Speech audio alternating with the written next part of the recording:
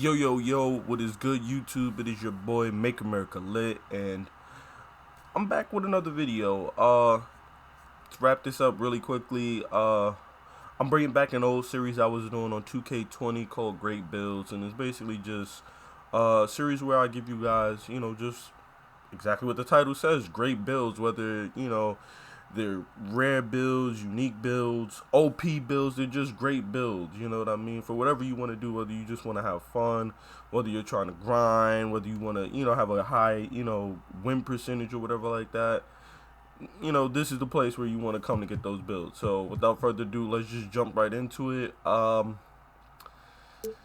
This was actually my first build as a power forward build. It was actually my very first build in 2K21. Now, there's two ways that you can make this build. You can make it with the red and blue pie chart, I believe, but I made mine with the full defensive, and I'll tell you exactly why. As you can see, based on the numbers, you're gonna have like very good stats as far as slashing and defending. With the physical pie chart, you can kind of choose which one you want, speed, vertical, strength, or if you want balance. Personally, I always go speed because I value speed over everything else. Like, I mean, if you're a center, you might want to go strength, but you're still going to have lower strength than anybody anyway, because of how you're going to make this build. So I would go speed. I haven't regret going speed so far. Free throw, we're gonna put this at a 70. We might end up putting that up again, but this is how we're gonna do this. I don't really use the post hook, so I use the post hook to bring down. I know some people would bring down close shot or something else, but I don't want to bring down my driving dunk or my standing dunk because these things are going to skyrocket once I play with the height and stuff like that. The post hook isn't going to go up or down based on your height, just like your close shot really isn't going to go down based on your height. So the only thing that's really affected by height is driving layup, driving dunk, and standing dunk. So that's why I'm making sure that I keep those maxed out. Plus, I also want to make sure I get 18 finishing badges because that's going to matter. I always go at least a 70 free throw because I feel like in order to green consistently or hit consistently as far as free throw, you just need a 70. You probably could get away with a 65, but I don't want to be bricking free throws when games are on the line and stuff like that. I want to be able to say, okay, we can't foul him because he's gonna, he's gonna hit that free throw. So, now here's the thing. Usually I'd be like, well, you know what? Like when I max out one of these, it's gonna give me 30 badges. So usually I would stop. Ordinarily in 2K20 I would stop, but you don't want to stop because you kind of want to make sure that you can play. You need that interior defense because you're gonna be a lot smaller than everybody else. You know what I'm saying? So now you have 27 points. You can decide to put this into like shooting or something like that, like a 61 mid-range or something wacky like that. Personally, I wouldn't do that. I would probably max out my free throw and then probably put the rest in either pass accuracy or ball handle so you don't get ripped as easily. I think I went with trying to think. I think I went with pass accuracy, or I think I split it between the two. I think I went some pass accuracy and then some ball handle. But if I could do this all over again, I would just go max out my ball handle so I don't get ripped. Not even saying that I'm trying to do dribble moves or anything like that, but I just don't want to get ripped. You know what I mean? Or I would probably go mid-range and max out my mid-range. But really, you only got 27 points. It really doesn't matter where you go with this, But for the sake of the video and for the sake of just not being ripped constantly, I'm going to put it on my ball handle. And as you can see, I have 30 finishing, 1 playmaking, 1 shooting, 18 finishing, 75 speed, a 73 acceleration, and a 72 vertical. That strength 64, it's not going to really matter. I'm going to get bullied no matter what. Body shape doesn't affect anything, but I always go burly with every build. Now, here's the thing. You're going to want to drop that down to 6'8". Now, as you can see, when you drop that down to 6'8", a lot of shit happens with your attributes. Your driving layup is a 70 now. Your driving dunk goes to 84. Standing dunk 82. Your free throw becomes a 79. That will change. Pass accuracy, ball handle, blah, blah, blah. interior defense, all of that good stuff. Uh, yeah, man. I mean, the perimeter defense goes up as well. Your lateral quickness, and think about it. You're gonna be a power forward, a big man, playing bigs with like a 80 something, 70 something lateral quickness and perimeter defense with like a 80 something steal. That's just ridiculous. So I went 6'8". Now here's the thing. I went minimum weight because I want to max out my speed, and as you can see, my driving dunk went up 2, my driving layup went up 2, my perimeter defense just went up to an 85, my lateral quickness just went up to an 86. My interior defense did go down, and that hurts a little bit. You might be able to swing that back by, bringing your weight back up to like 190 or 195 or even going up to 200. But me personally, I feel like with with my badges and the way I play defense and just Intimidator being in the game in general, your interior defense doesn't need to be that high. Yes, it would be nice for it to be higher, but I've shut down 7 3-centers with this build before with just rocking the right badges. Now here's the thing, with the wingspan, you're not gonna be a shooter anyway. So like you could bring the wingspan down. It ain't gonna really give you a damn thing. It's gonna give you a +1 for your shooting, which your shooting is abysmal anyway. It's gonna destroy your dunks, your driving dunk, your standing dunks, and it's gonna destroy your defensive capabilities. You got an 82 steal or block. There's just no reason to bring your wingspan down.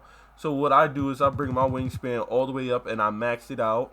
And as you can see, my numbers go through the roof with this build, and that's one of the main reasons why I went with the full defensive pie chart. And as you can see, I got an 87 close shot. That's more than enough to finish down low.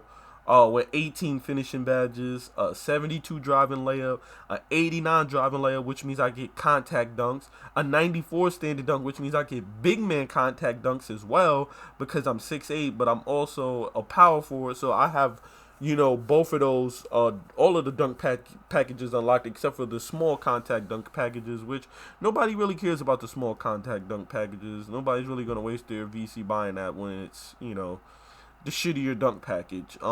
79 free throws still, 59 ball handles still, but then you look at the defensive stats and they go sky high as well. 86 perimeter, 87 lateral, 87 steal, a 92 block, a 91 offensive rebound, and a 93 defensive rebound, which is just ridiculous, man. Now, you could choose your takeover. You could go rim or glass cleaner. 2K20, I was going glass cleaner for all my big builds or whatever like that. But this year, I would recommend going rim protector. Rim protector is a really good takeover this year. I mean, it was OP last year too, but it was a really good takeover.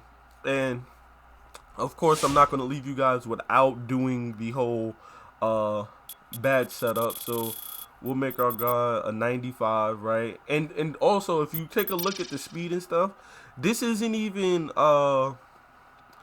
you see that's an 86 speed, at 83 acceleration. You gotta add +8 to that because you gotta add +4 for hitting 99, and then you gotta add +4 for the gym rat badge. So you're looking at like a 93, 94 speed and like a 92 acceleration at the power forward position. That's just ridiculous. So for the one playmaking, I constantly switch back and forth. I either go quick first step or I go unpluckable. I go unpluckable and then I'll switch and put quick first step on. Then when I start getting ripped a lot or whatever like that, I'll just put unpluckable back on. But I think right now I'm rocking quick first step, so I'm gonna put that on. As far as shooting goes, I think I'm rocking slippery off ball because that's like one of the only shooting badges that will help a non-shooter. I've seen dudes rocking catch and shoot, but I would go slippery off ball or maybe ice and veins just to make sure I don't miss those free throws or whatever. But I'm more of a fan of slippery off ball just because of the fact that ice and veins is one of those badges where it's very situational. You know what I mean? Like it only takes effects in the second half of close games or overtime periods, and so who knows what a close game is? Do 2K consider 10 points and under a close game? Do they consider 15 points a close game? Is it 6 points that's a close game? You know what I mean? Like nobody really knows. So I would just go slippery all ball just to, defeat all those headaches. And now I'm gonna show you guys my my my setup for the finishing badges.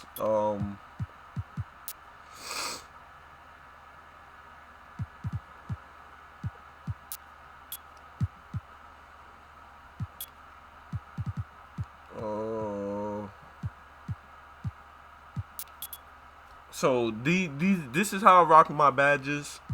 Gold contact for just the contact dunks.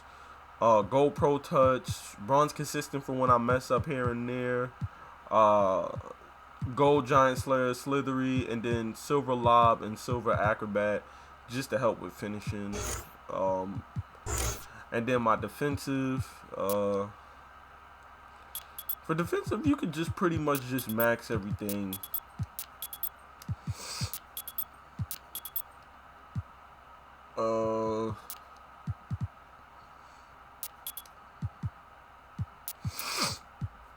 Excuse me.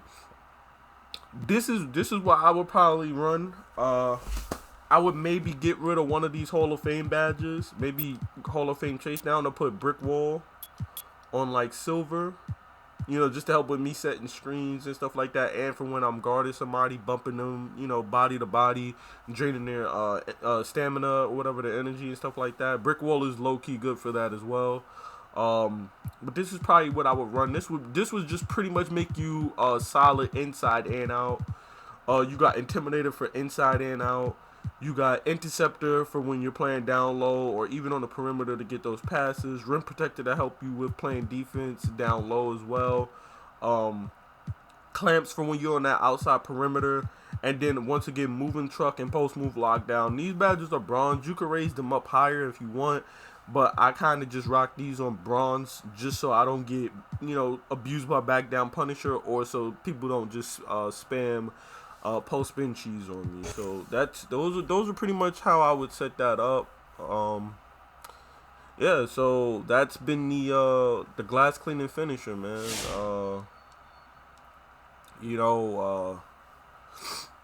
And this has also been a good episode of, Great Build, man. If you enjoyed the content, man, drop a like on the video. Be sure to subscribe for more 2K21 content and videos. The next video I'm actually really, really excited for, man. Like the next video, or not the next video, but the video after that. The third episode, man, I got a very, very special build for you guys. Like, y'all gonna know when I drop it, man. Trust me, yos.